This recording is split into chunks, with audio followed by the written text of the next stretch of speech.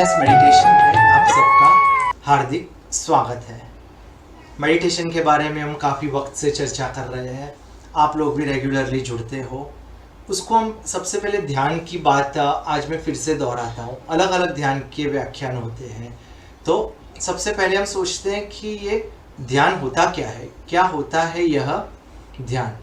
एक बहुत ही सुंदर उसका व्याख्यान मैंने इंग्लिश भाषा में पढ़ा और वो था लेटिंग गो। हिंदी में उसका मतलब है जाने दीजिए। बाहर की जो उलझनों वाली, परेशानियों और संघर्षों वाली दुनिया को कुछ वक्त जाने देकर भीतर की गहरी सच्चाइयों तक पहुंचना, यही तो है मेडिटेशन। और हम खुश नसीब हैं कि हमें इसे समझने का और उसको अमल में लाने का एक सुंदर मौका मिला है। तो यात्रा को हम आगे लेके जाते हैं। कुछ वक्त से हम विचारों, संवेदनाओं और भावनाओं के बारे में सोच रहे हैं। आज उसको हम और गहराई से लेकिन आसान तरीके से समझेंगे। और आज हम एक छोटा लेकिन बहुत आसान बेल मेडिटेशन भी करेंगे। जैसे हमारा अभ्यास और गहरा होता जा रहा है, हम अब संवेदनाओं को, हमारे अंदर उत्पन्न होने वाली अलग अलग भावनाओं, फीलिंग्स को ज़्यादा अच्छी तरह समझते जा रहे हैं। हमने पहले भी यह चर्चा की होगी कि भावनाएं 3 प्रकार की होती है, सुखद, दुखद और न्यूट्रल। यानी जो सुख भी नहीं देती और दुख भी नहीं लाती। यह भावनाओं के प्रकार जैसे जैसे हम समझने लगेंगे, हमें उनका जन्म किस कारण से हुआ है वो भी समझ पड़ने लगेगी। सुखद भावनाओं के पीछे कुछ तय कारण होते हैं और वो है लालच और तीव्र इच्छा। दुखद भावनाओं के पीछे क्रोध, घृणा और हमारे गलत विचार होते हैं। और न्यूट्रल फीलिंग्स के पीछे अज्ञानता और भ्रम होता है। सुखद भावनाओं के पीछे लालच और इच्छा होती है। हमें अचानक इच्छा हुई कि हमें पिज़्ज़ा खाना है, उसमें एक लालच है और साथ में एक इच्छा भी है। जैसे ही हमारी नज़र के सामने पिज़्ज़ा आता है, हमारे अंदर सुखद भावनाएं उत्पन्न होती है। दुखद भावनाओं के पीछे क्रोध, घृणा और गलत विचार होते हैं। अगर हमने हमारा जीवन धर्म के मार्ग के अनुसार नहीं चलाया तो हमारे अंदर क्रोध, गुस्सा, ईर्ष्या इन सब का प्रवेश होगा और नकारात्मक और दुखद भावनाएं हमारे अंदर उत्पन्न होंगी। और न्यूट्रल भावनाएं जो न सुखद होती है या दुखद, तकरीबन दिन का सबसे ज़्यादा हिस्सा हमारे अंदर यह भावनाएं रहती है। हम एक रोबोट की तरह बिना सोचे समझे पूर्व आदतों के हिसाब से चलते रहते हैं। इसके पीछे अज्ञानता और भ्रम होता है। क्यों आपको मैं आपकी भावनाओं के प्रकार और उसके पीछे के कारण समझा रहा हूँ।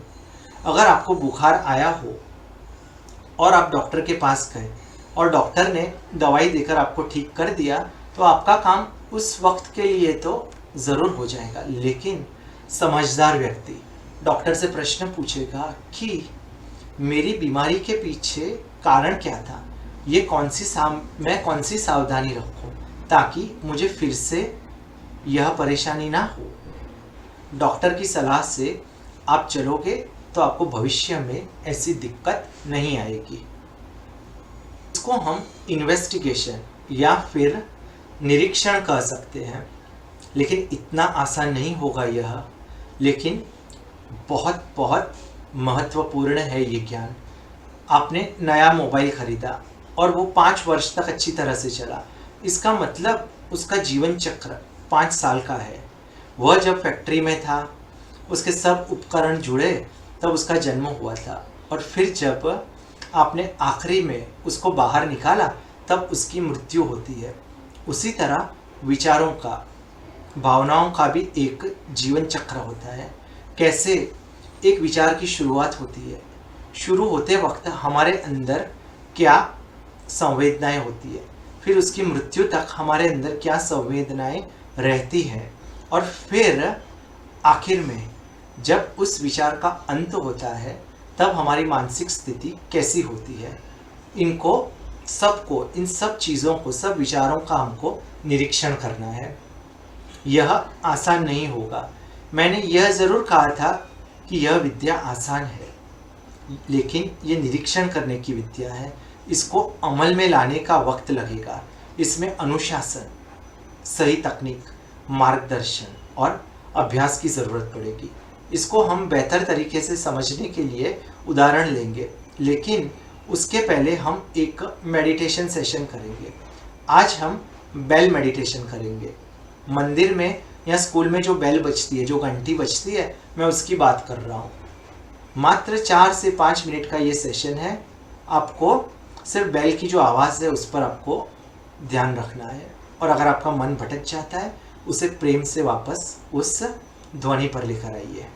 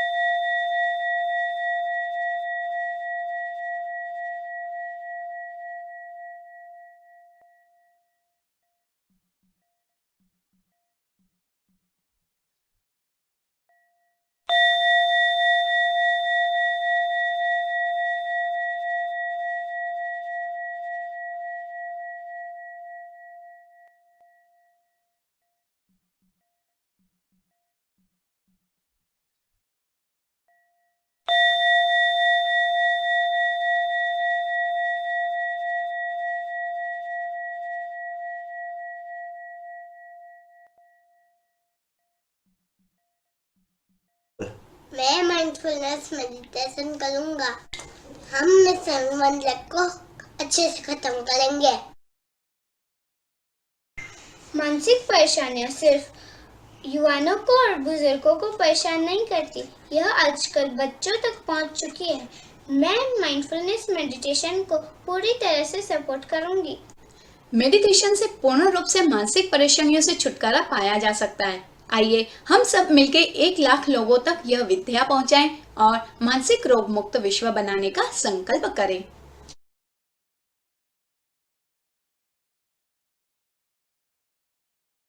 कैसे महसूस कर रहे हो आप? अब ध्यान को जीवन का एक हिस्सा बनाने का वक्त आ गया है। आलस, प्रमाद, शंका, पुरानी विचारधाराओं से ऊपर उठकर ध्यान करने का वक्त आया है। बहुत महत्वपूर्ण पड़ाव ये आपका बन सकता है।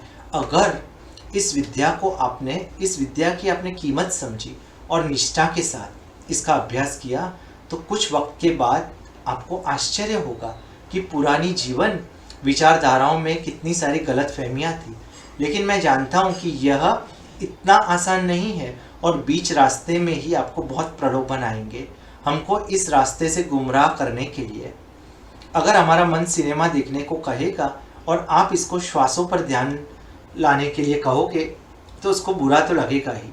अगर आपके मन को आइसक्रीम खाने की इच्छा हुई और आप उसको समझाओगे कि यह सब तो विचारों का खेल है और कुछ ही वक्त में ये विचार भी चले जाएंगे तो आपका मन जरूर विद्रोह करेगा। इसलिए हम अलग अलग तरीकों से मन को मना रहे हैं, बहला फुसला रहे हैं। मन तो नादान है, ना समझ है, उस पर जोर जबरदस्ती करने का कोई मतलब नहीं। कुछ ज्ञान की बातें, कुछ वक्त ध्यान, कुछ उदाहरण, इन सब के साथ हमने हमारा कार्य जारी रखा है। आखिर हम करना क्या चाहते हैं? हमारा मकसद क्या है? एक अलग नज़रिए से दुनिया को और ब्रह्मांड को देखना। सुख और दुख के पीछे एक ऐसी स्थिति जिसमें मन किसी चीज़ को रोकना या उससे भागने की कोशिश नहीं करता। वो स्थिति जो खुशी और दुख दोनों से कहीं अलग है, बहुत दूर है। हम उस स्थिति की ओर आहिस्ता आहिस्ता अग्रसर हो रहे हैं और आपको भ्रमित होने की कोई आवश्यकता नहीं। आप उस रास्ते की ओर बढ़ने लगे हो, आप विचारों का निरीक्षण करने लगे हो, सुखद और दुखद भावनाओं को आप समझने लगे हो और आप श्वासों पर ध्यान भी करने लगे हो। अगर आपको कोई भेंट देता है और आपकी तारीफ कर देता है और आप अचानक खुश होने की जगह अगर आप सोचते हो कि मेरे अंदर एक सुखद भावना का आगमन हुआ है, और उसी तरह अगर आपके साथ कोई दुर्व्यवहार करता है और आपको लगता है कि मेरे अंदर एक दुखद भावना पैदा हो रही है, अगर आप धीरे धीरे इस स्थिति तक पहुंच रहे हो, इसका मतलब आप सही रास्ते पर चल रहे हो। जो अन्य लोग करते हैं वही हम भी करेंगे, लेकिन माइंडफुलनेस मेडिटेशन का अभ्यास करने वाले चीज़ों के पीछे पागल नहीं बन जाएंगे, लालच और इच्छा से वो पीड़ित नहीं बन जाएंगे। उनका अपने मन पर नियंत्रण होगा, उनको भी खुशी आएगी और दुख भी उन्हें सहन करना पड़ेगा, लेकिन वे विद्यार्थी की तरह इसको स्वीकार करना सीख जाएंगे और कुछ वक्त पश्चात उन्हें इनसे कोई फर्क भी नहीं पड़ेगा। हम क्षणों को बारीकी से देख पाएंगे, हमारा तरीका साफ होगा, स्वच्छ होगा और बिना किसी विद्रोह के होगा, और यहाँ से हम एक ही तरफ आगे बढ़ेंगे और वो है प्रगति के मार्ग पर। और अंत में हमको क्या मिलेगा? एक ऐसा पूर्ण स्वरूप जिसका कोई विभाजन नहीं हो सकता, जो एक दूसरे से जुड़ा हुआ एक पूर्ण होगा। वह अद्भुत सत्य की खोज की और हम सब अग्रसर होने लगे हैं। यही सत्य की खोज गौतम बुद्ध ने की थी और हम भी उस डगर पर आगे बढ़ने लगे हैं।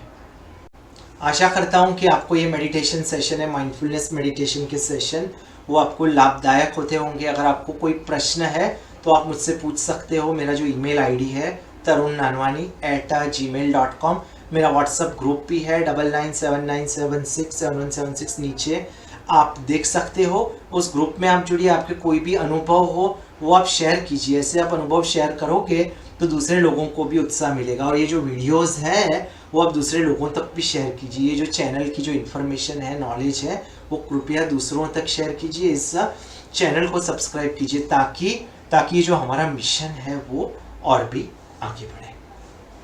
तेरा मंगल तेरा मंगल तेरा मंगल होए रे, सबका मंगल सबका मंगल सबका मंगल होए रे।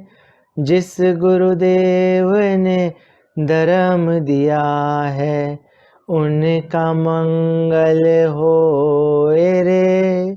जिस जननी ने जन्म दिया है उसका मंगल होए रे। पाला पोसा और बढ़ाया उस पिता का मंगल होए रे।